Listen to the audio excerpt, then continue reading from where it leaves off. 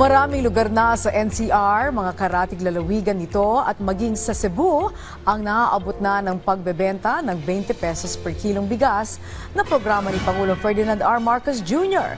Si Vel Custodio sa sentro ng balita.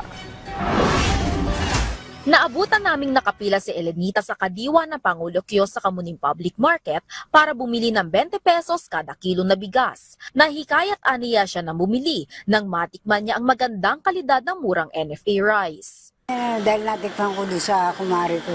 Kamusta Okay naman. Nilagyan niya lang ng pandan. Mga kapitbahay po namin, dinalita po sa akin. Maganda na rin po kasi ma'am, napakamahal ang bigas ngayon. Tsaka ang hanap buhay ngayon, bihira lang. Apo, nakakatulong na rin. 34 kadiwa ng Pangulo sites ang nagbebenta ng 20 pesos kada kilo na bigas sa NCR at mga karatig na lalawigan. Bukod sa Luzon, 19 na lugar na rin sa Cebu ang nagtitinda ng 20 pesos kada kilo na NFA rice. Itinatransport na rin ng NFA rice patungong Siquijor ngayong araw. 4 na trucks na naglalaman ng hindi bababa sa 1,200 bags ng bigas ang binabiyahe sa Siquijor para mag-augment ng supply para sa 20 bigas pero na program. Susunod natin yung Bohol, Siquijor, Southern Leyte para dito. At na-announce na rin ni Secretary susunod yung sa Mindanao by July. Ayon sa DA, may epekto ang pagpapababa ng presyo ng NFA rice para hatakin pababa ang presyo ng iba pang varieties ng bigas.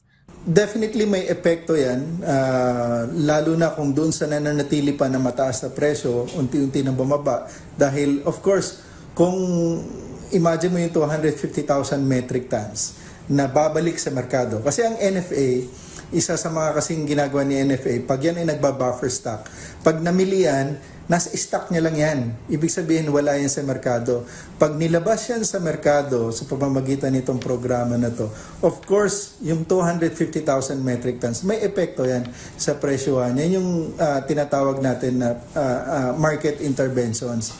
At yun yung gusto ng ating department na later on, maging maibalik yung dating function ni NFA for regulations and market interventions para hindi na kailangan pa ng food emergency security declaration or ano pang klaseng limitasyon para yung pagbili at pag-dispose ng stocks ng NFA mas madali.